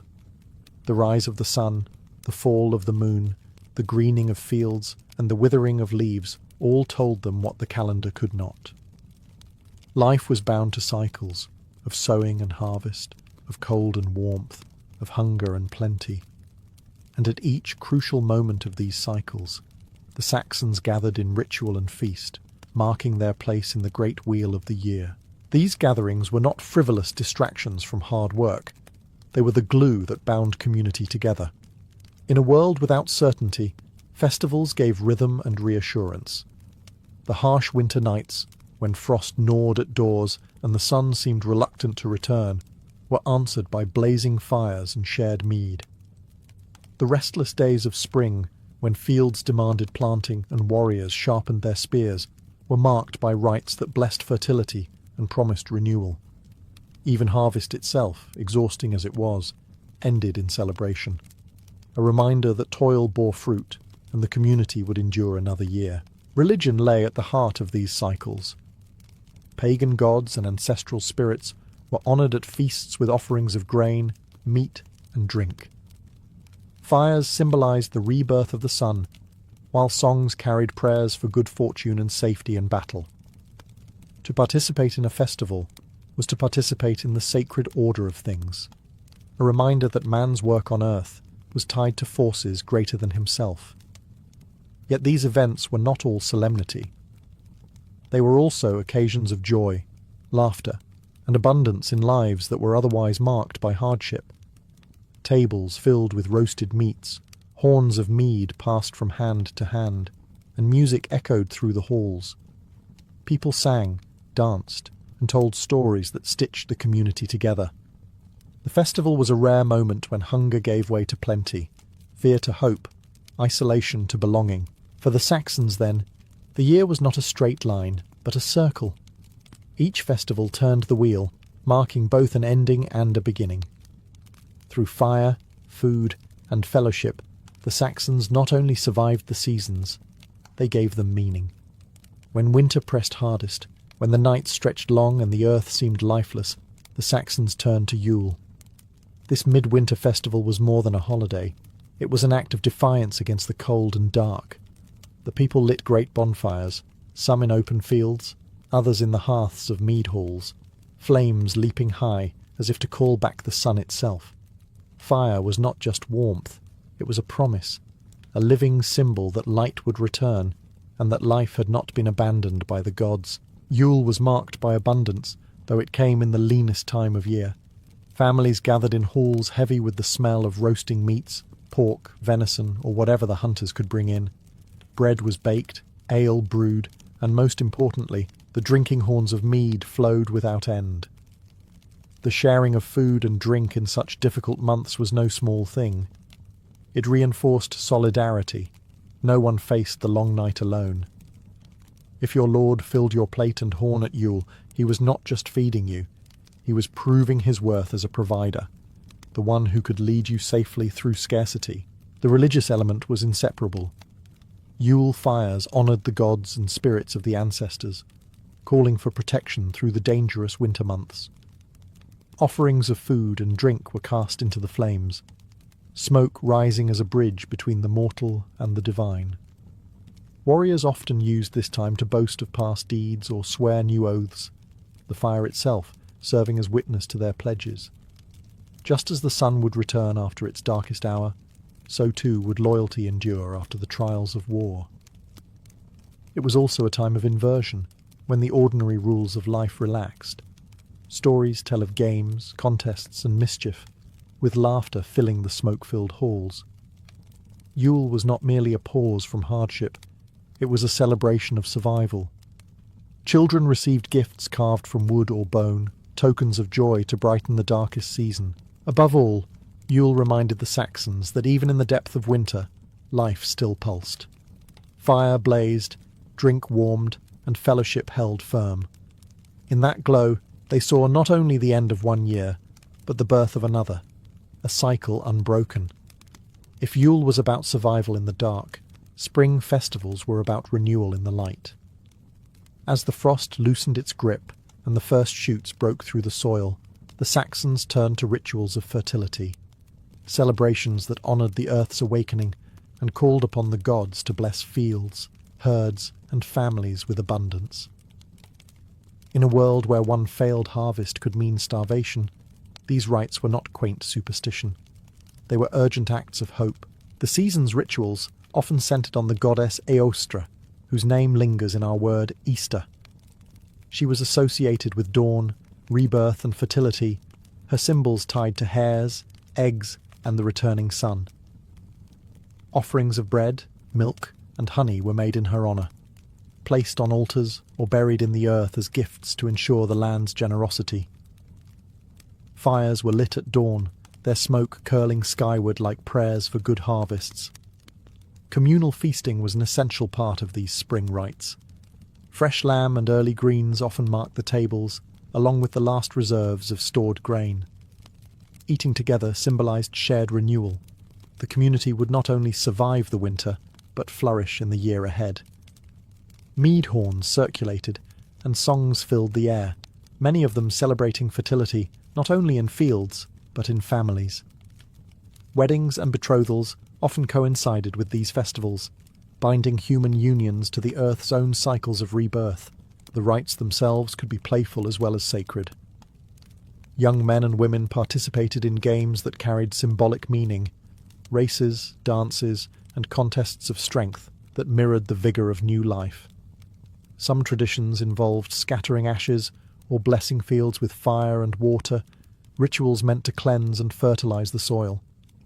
Every act, whether solemn or spirited, carried the same message. Life returns, and with it, the promise of abundance. For warriors, spring rites had their own weight. The season marked the start of campaigning, when roads and fields were clear enough for armies to move. Oaths taken during fertility rites bound warriors to their lords as firmly as the ploughs bound farmers to their soil. Thus, spring was both a season of crops and of conflict, its rituals shaping not just the year's food, but the year's battles. Spring fertility festivals reminded the Saxons that life was fragile yet resilient. Every seed sown was an act of faith, every rite a declaration that death and darkness would not have the final word. If spring was about hope and sowing, the harvest festival was about proof and reward.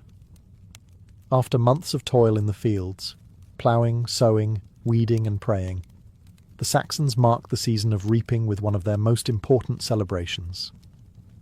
The harvest feast was both thanksgiving and survival strategy, a moment when the community could finally see the fruits of their labour piled high before them. The timing varied with the crops, but late summer and early autumn were the busiest months. Barley, oats, wheat and rye were gathered, along with fruits from orchards and whatever livestock could be culled for winter stores. Fields that had once been bare now yielded bounty, and the mead hall tables groaned with roasted meats, loaves of fresh bread, and bowls of grain porridge made from the new harvest. Ale brewed from the fresh barley, and honey-rich mead marked the occasion with drink as golden as the fields themselves. But the feast was not only about filling bellies, it was steeped in ritual. The first sheaf of grain was often dedicated to the gods, sometimes set aside in a place of honour, or burned as an offering. This act symbolised gratitude and acknowledged that abundance came not by human hands alone, but by divine favour. The harvest feast was as much about appeasing unseen powers as it was about enjoying the visible bounty. The celebration also reinforced community bonds. Everyone, from lords and warriors to farmers, craftsmen and children, shared in the feast. For one night, differences of rank softened, replaced by the shared relief that the stores were full and the winter would be endured. Songs praised not only the gods, but the labour of men and women who had bent their backs in the fields. Dances often followed, their steps echoing the rhythms of planting and reaping, turning hard labour into art. For the Lord, the harvest feast was a moment of generosity. To distribute food and drink freely was to prove his role as protector and provider. To withhold would be shameful. Abundance was expected. Gifts might even be given, tokens of gratitude for loyal service during the hard months. The harvest feast was not only a marker of survival, it was a declaration of continuity. Each year's bounty carried the promise of another cycle, another turning of the great wheel of seasons. In a land where famine always lurked, this festival was both relief and renewal, a reminder that toil and faith could indeed bring reward. Not all Saxon feasts were tied to the soil. Some were born of blood and steel. When warbands returned from raids or campaigns, victorious or merely surviving, the mead hall became the stage for their triumph. These were not quiet suppers but roaring victory feasts, where warriors' deeds were praised, loot was divided, and loyalty between lord and men was reaffirmed in food, drink, and ritual. The feast often began with display. Weapons taken from enemies, captured banners, or exotic goods from distant lands were paraded before the gathered crowd. Warriors seated at the benches waited for their share, sometimes silver, sometimes livestock, sometimes even slaves or jewellery. Yet the greatest rewards were often symbolic, a lord presenting a warrior with a new sword or ring in front of his peers. To receive such a gift during the feast was to be publicly honoured, your courage enshrined in memory. Food and drink flowed as freely as the boasting. Roasted meats, sometimes the spoils of the raid itself, were piled high, and horns of mead were never empty. The atmosphere was electric, filled with laughter, song, and the inevitable contests of words. Warriors would boast of their victories, sometimes truthfully, sometimes with exaggeration, while poets recorded their words in song. These boasts were not idle bragging. They were a kind of currency, a way to establish honour and demand recognition. The victory feast was also a political act. By distributing spoils, the Lord proved his generosity. By rewarding bravery, he secured loyalty. A lord who was stingy or forgetful during such a feast risked losing the respect of his warriors, perhaps even their service. In contrast, a generous feast could ensure loyalty for years. It was no accident that lords often planned the most lavish celebrations after successful campaigns. The hall itself became a battlefield where loyalty was won, not with swords, but with bread and mead. These feasts also carried ritual weight. Oaths of loyalty might be renewed, sometimes dramatically, with warriors swearing on their weapons or raising their horns in solemn pledges. The poet's verses immortalized these moments, ensuring that glory would not fade with the dying fire. For the Saxons, victory feasts transformed violence into order. Bloodshed outside became fellowship inside. The mead hall turned the chaos of war into the structure of loyalty, weaving courage into community through fire, food, and story. For the Saxons, feasting was never only about survival or celebration, it was also sacred. At certain times of the year, food and drink became offerings, bridging the human world with the divine. Religious sacrifice and sacred feasting tied the community not only to one another, but to their gods, ancestors, and the unseen forces that governed fate. The most common sacrifices were animals. Cattle, sheep, or swine were offered during great festivals, their blood spilled as a gift to the gods of harvest, war, or fertility. The act was solemn, often accompanied by prayers, chants, or the lighting of ritual fires. Yet the sacrifice was not wasteful. After the gods were honoured, the meat was roasted and shared among the people. This practice blurred the line between offering and feast. To eat the sacrificed animal was to take part in the blessing, to consume both nourishment and divine favour. These sacred feasts often took place in the mead hall, but sometimes they were held outdoors at sacred groves or stone sites. Fires were lit, food prepared, and horns of mead raised in toasts to deities such as Woden, Thunor, or Frigga. Each toast was both prayer and promise, asking for protection in war, fertility for the fields, or good fortune for the coming season. In this way, every bite and every sip became an act of devotion. The role of the Lord during these feasts was crucial. He acted as both host and priest, guiding the rituals and ensuring the offerings were made correctly. His ability to connect his people with the divine reinforced his authority. A Lord who led the feast well showed not only generosity, but spiritual power. His rule was sanctified by fire, food, and the gods themselves. Yet these occasions were not only solemn. Sacred feasts were also communal celebrations. After the sacrifices were made, the atmosphere often shifted to joy. Music swelled, storytellers performed, and the people feasted deep into the night. For the Saxons, piety and pleasure were not opposites, they were partners. To honour the gods was to celebrate life, and to celebrate life was to honour the gods. Religious sacrifice and sacred feasting reminded the Saxons that survival was never a human achievement alone.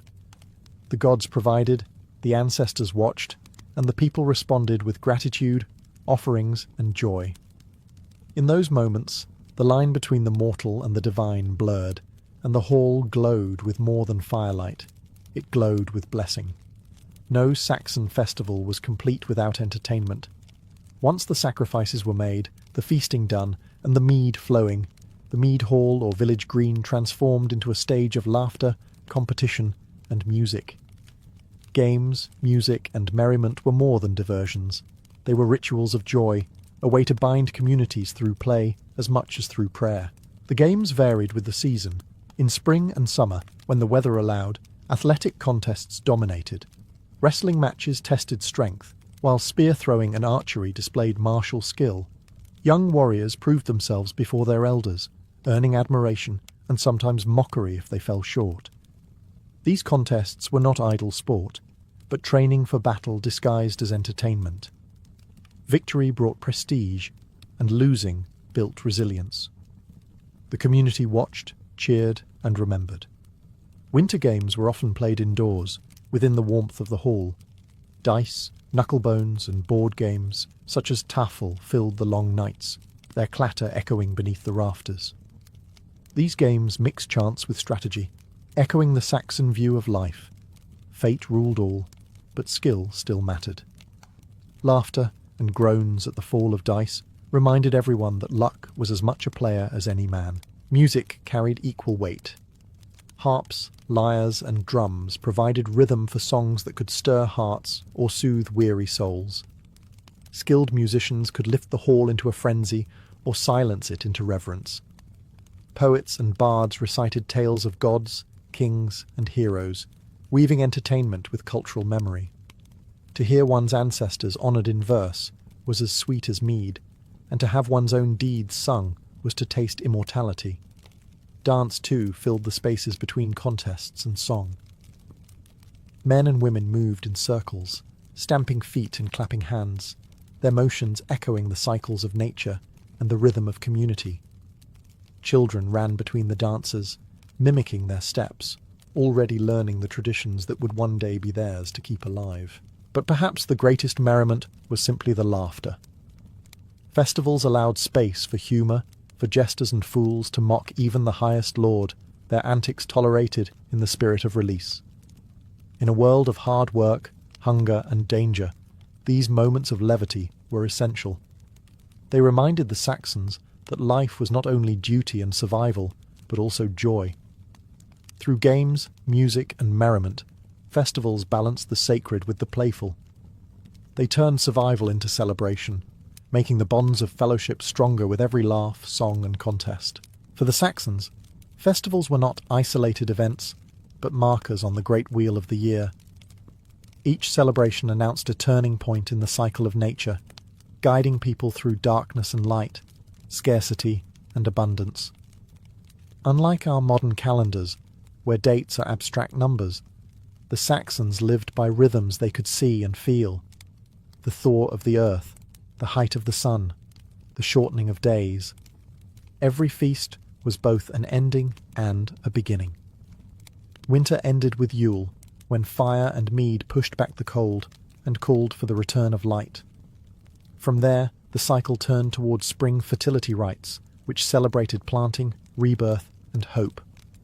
These were not just rituals of survival, but statements of faith, that seeds buried in the soil would rise, that life would outlast death, that the gods would not abandon their people. Summer brought its own gatherings, often tied to midsummer fires. These flames honoured the longest day of the year, a reminder of the sun's power, and a plea that it lingered long enough to ripen crops. Summer festivals were times of strength, when warriors prepared for raids and fields brimmed with promise. Then came autumn, the season of harvest, when the feast tables overflowed and relief spread through every household. The turning of the seasons was not only agricultural, but spiritual. Each shift reminded the Saxons of Weird, the concept of fate. Just as the seasons could not be stopped, so too were human lives bound to a greater order. Festivals gave people a chance to accept that fate, to honour the cycles that ruled them, and to find comfort in their predictability. Communities experienced these changes together. A poor harvest was everyone's hardship, a successful one, everyone's joy. Festivals made the turning of the seasons communal rather than solitary, binding families and clans in the shared acknowledgement that they were subject to the same sun, the same soil, the same gods. In this way, the mead hall fire was more than warmth, the feast more than food, the song more than entertainment. Each celebration was a ritual of transition, a way of walking through the doors of time together. The Saxons did not just observe the turning of the seasons, they lived inside it, their lives as cyclical as the festivals that marked them. Though the smoke of their hearths has long since drifted away, the spirit of Saxon festivals still lingers in the traditions we recognise today. What began as communal fires in wooden halls and offerings of mead to the gods left echoes in later medieval feasts, church holidays, and even the rhythms of our modern calendar. The Saxons may be gone, but their cycle of celebration remains woven into culture. Take Yule, for example. Its fires and feasts survive in Christmas traditions: the blazing hearth, the Yule log, the gathering of families around food and drink during the darkest days of winter. Spring fertility rites, once dedicated to the goddess Aostra, gave their name to Easter, where eggs and hares still symbolize renewal. Even the harvest festival, once steeped in pagan offerings, finds its reflection in harvest thanksgivings and autumn feasts that mark the turning of the year. The Saxons also passed down the idea that community is built around shared ritual. Festivals were not luxuries for them. They were necessities. A man who feasted with his kin was part of the circle, bound by loyalty and memory. To be excluded was to be cast adrift. That sense of belonging through shared meals and song resonates even now. Family dinners, seasonal gatherings, and national holidays all carry the same purpose: to remind people that they are part of something larger than themselves. Their legacy also lives in the tension between the sacred and the joyous. For the Saxons, no feast was purely religious or purely entertaining. It was always both. Sacrifice might be followed by song, solemn prayer by laughter. We too inherit that balance. Celebrations today mix ritual with merriment, ceremony with festivity. Perhaps the greatest legacy of Saxon feasting is its resilience. It proved that in a world often harsh and uncertain, people found ways to affirm life. Fire could chase away darkness, food could soften hunger, and fellowship could outlast fear. These truths are timeless. So when we sit at a holiday table, raise a glass in celebration, or gather around a fire, we unconsciously echo the Saxons. Their festivals and feasts taught that survival was not enough. To live fully meant to celebrate, to remember, and to belong.